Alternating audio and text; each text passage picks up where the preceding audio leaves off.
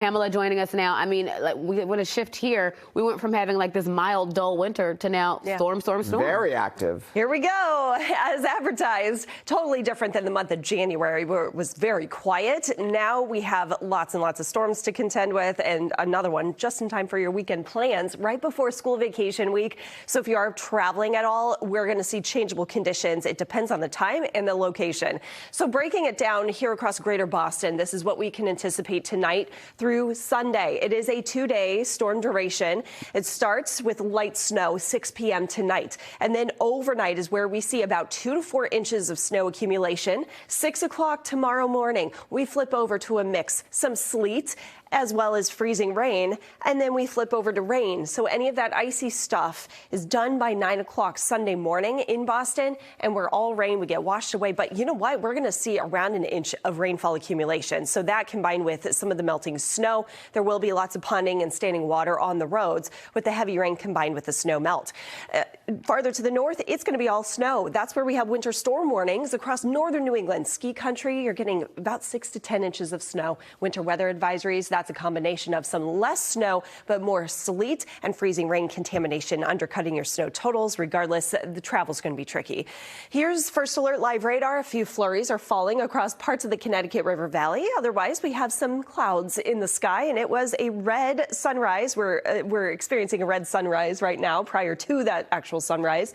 But that means we have some, well, not so great weather moving in for the later part of the day after 6 o'clock. Area of low pressure really comes together across parts of the Midwest and the Ohio River Valley. We have 2 areas of low pressure, the parent storm passing to our north and west. But then at some point tomorrow morning, we have a secondary area of low pressure, a surface low. And with that, it helps to give us some dry weather for time to time early on Sunday, cutting down again on some of the wintry totals. But then the wind will be differentiating as well. Here's the breakdown. So overnight, we get all that snow. By 4 o'clock in the morning, we're changing over. Nose of warm air aloft tries to nudge its way in. And with that, we could actually see freezing rain as far north as Boston already, even though our forecast model says snow.